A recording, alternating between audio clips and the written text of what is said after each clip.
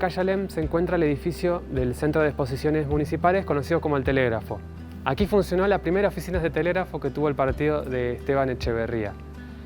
La historia de la telegrafía, a nivel historia universal, comienza a partir del siglo XIX, con la expansión del ferrocarril, es decir, a largas distancias se necesitaba una comunicación. Entonces el telégrafo apareció como esta tecnología, fue la primera tecnología que ofrecía mensajes a larga distancia. Vamos a decir que fue como el abuelo del actual celular o de la telefonía móvil. El telégrafo, la palabra viene de la unión de dos palabras, que es tele, que es lejos, y grafos, que yo escribo, a escribir. El telégrafo como invento, el más aceptado, va a ser el inventado por Samuel Morse, ¿sí? Samuel Morse, que era estadounidense, era pintor. En sus viajes que había hecho a Europa para estudiar pintura, había tomado en contacto con los avances de que se estaban haciendo sobre la electricidad y el electromagnetismo. Entonces le llamó mucho la atención estos nuevos descubrimientos y se puso en marcha a trabajar para realizar un descubrimiento, cómo aplicar eso para un tipo de comunicación. Él se había dado cuenta que si se interrumpían las conexiones eléctricas, se generara un fulgor. Entonces él, a partir de eso, comenzó investigando cómo podía transformar eso en un tipo de aparato para transmitir mensajes. Es así como crea el telégrafo, ¿sí? En la cual él, mediante un pulsador, ¿sí?, al apretarse, se emitía una señal eléctrica y al cortarse se detenía. Entonces él, utilizando ese descubrimiento, además crea un tipo de código, que es el que todos conocemos como el código Morse, que es de puntos y líneas, en la cual él pudo transmitir mensajes a largas distancias. El primer mensaje que se transmitió en el mundo fue en el primer ensayo que él hizo para ofrecer al gobierno el invento de los Estados Unidos, entre el Capitolio de Washington y la ciudad de Baltimore, o sea, casi 37 millas.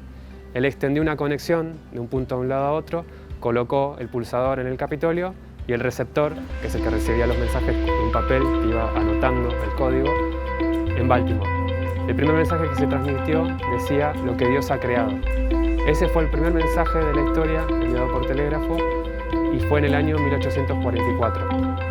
Cuando llega a nuestro país el telégrafo, va a venir de la mano de Domingo Faustino Sarmiento. Él había ido a Estados Unidos como un enviado y se había quedado maravillado con esta invención. Entonces decide traerla a Buenos Aires para aplicarla. Porque él decía que tanto como el ferrocarril, como el telégrafo, como las comunicaciones, eran tan importantes para la construcción del Estado y para la organización nacional y para el desarrollo y el progreso. En 1874, antes de finalizar su presidencia, Sarmiento logra inaugurar el primer cable submarino que llegaba a Argentina y de esta forma quedamos conectados con el mundo.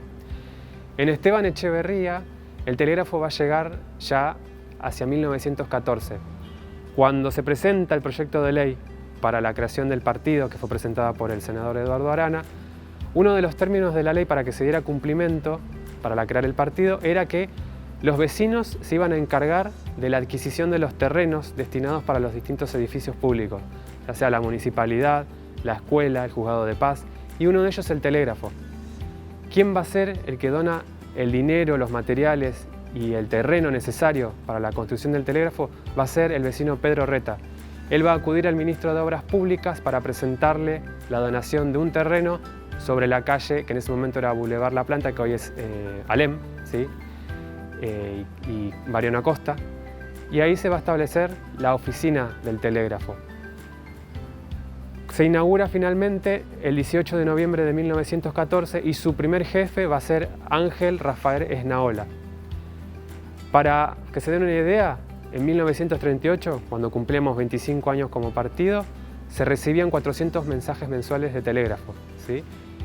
El telégrafo comenzó a decaer con la aparición de la radio, y más en Monte Grande cuando se inaugura la empresa Trasradio Internacional, en lo que hoy es 9 de abril. La oficina del telégrafo se cierra y el edificio, el local que era destinado para telégrafo, va a ser utilizado como distintas dependencias de la municipalidad, como defensa civil, hasta que finalmente, en la década del 90, el municipio lo adquiere, lo pone en valor y lo destina como centro de exposiciones municipales, el telégrafo.